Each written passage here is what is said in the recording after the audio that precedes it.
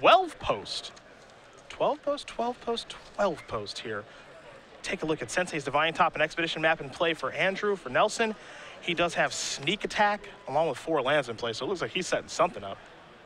Now here's a Blue Elemental Blast. Brad gonna remove Spell Pierce to Force Will. Looks like he wants to make sure the Sneak Attack gets into play. Well, it has a strong correlation with winning the game, so. Yeah, one could argue. Andrew looks like he's going to sacrifice an Expedition map here. You can see Nelson's hand. He does have a copy of Emrakul there.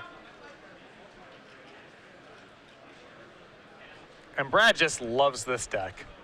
Yeah, I guess surprise isn't the right word that he played at the Players' Championship, because I don't think that's accurate, but, you know, this deck hasn't put up a lot of results recently. It's true. You know? So I was a little bit, I guess, for lack of a better term, surprised to see him play just because it has not been putting up results, though when Brad has played it, he has done pretty well for himself.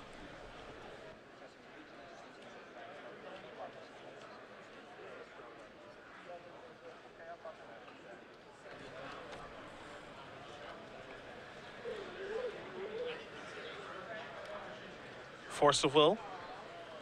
Moving Glen Elentra Archmage. You are a naughty Nelson. Glen Elentra Archmage? Yeah, there's one hanging out on the sideboard. I was going to say, that's got to be a one of. Got to be a one of. Now here's a Needle. We'll get confirmation on what that's naming here in just a moment. And he's going to go with Sneak Attack. A couple options there as far as cards name in this particular matchup. Well, this is a tough bind here for Brad now, because Caracas is challenging for Sneak and Show to beat. Typically, the way that you beat it is with Sneak Attack, because you put Emrakul into play, you announce combat, they have to Caracas before you attack, then you have priority again, you can put it back into play and hit them. So Needle on Sneak Attack means that Brad has to go through some real hoops to be able to get through this. His own copy of Pithy Needle, he needs to get the Needle that Andrew has off the table. He needs to do something like that. It's gotten a lot harder.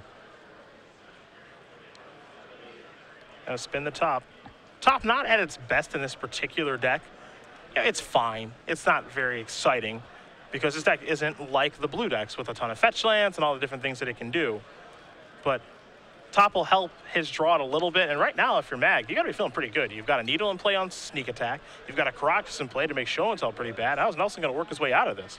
Yeah, you are right that it's not the same power level because the deck does not shuffle its deck nearly as frequently. The other side of it is you have a lot of cards that you're looking at that just win the game when you find them, as opposed to Miracles. So even just reorganizing the top 3 cards of your deck, even if you're just getting a little bit deeper, is not bad for this deck.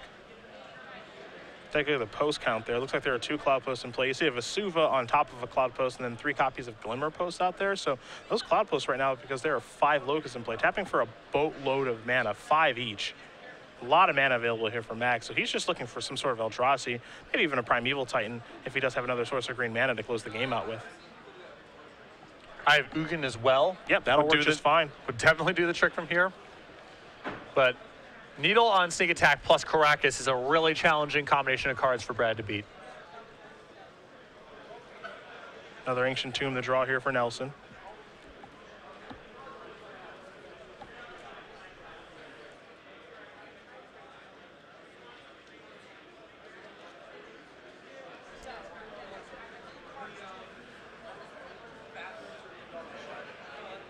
There's a Sneak Attack. Brad realizing I have to get this thing into play. I mean, it's really his only avenue to victory because show and tell is just out the door now. Exactly. So it may even induce a counter spell out of Andrew.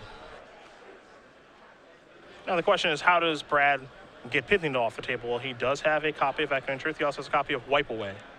So he does have ways to get the problematic Needle off of the table. So it's at least a game plan. There's an Expedition map. Well, that will accelerate things here. Yeah, this is really bad news for Brad, as it means this can go get the eye and can enable a kill next turn. And this is the kind of card, for Nelson, that you don't want to fight over, but you have to fight over. I mean, Ugin in this spot represents lethal, so he's got to fight this. And Brad knows that, and he's going to hard cast Force of Will on Expedition map. Tough times. Whatever it takes to win the game. Maag is going to spin his top in response.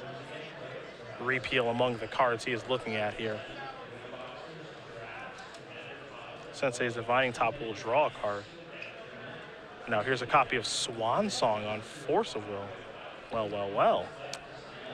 Andrew's deck here has a lot of gas in the sideboard for this matchup. Swan Songs, Glenelender Archmage, the Needle concession to Wasteland mostly, but he's bringing a lot more to the table than I feel like most of these decks do against Sneak and Show. Now it's time to go searching with the map.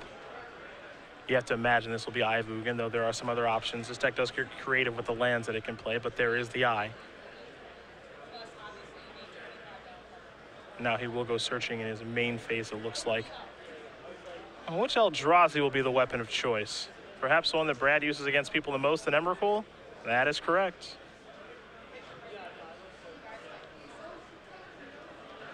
Well, Brad, it is time to find a bounce spell. To say the least. Yeah. I would recommend finding Wipe Away or Echoing Truth right now. But if he does find Wipe Away, it's actually fine. Yeah, and he does not, and that is going to do it. Andrew Maag is going to win this match here over Brad Nelson, 2-0. Cloudpost will take care of Sneak and Show, and I do wonder how close that matchup is. You know, it can go pretty back and forth there, but 2-0 is pretty telling. Well,